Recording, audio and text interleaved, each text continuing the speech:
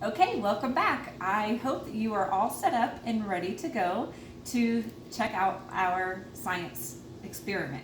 So if you found Easter eggs and they're stuck together, what I did is I just pulled them apart because this side, the long side, doesn't really stand up very well. So I'm using the base, the bottom of it. So I'm gonna show you what it's like to do one, and then we're gonna get fancy with it.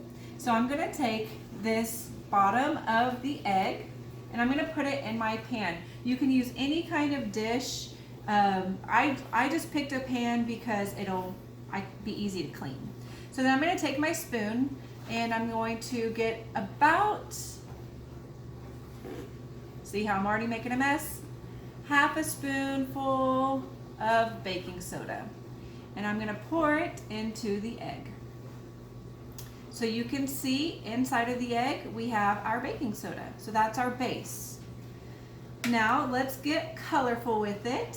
And I'm going to pick, let's do green, some green food coloring.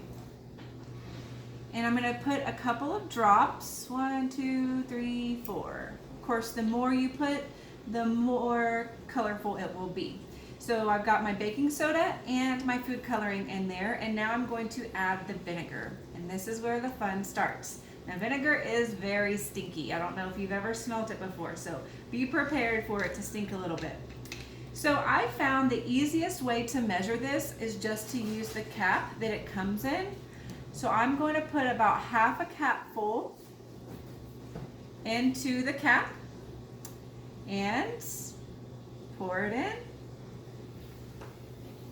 And it explodes. And look how green and fizzy it is. And you can even hear it fizzing. So this is what happens when you mix a base with an acid. All right, go ahead and give it a try and we'll come back and do some more fun things.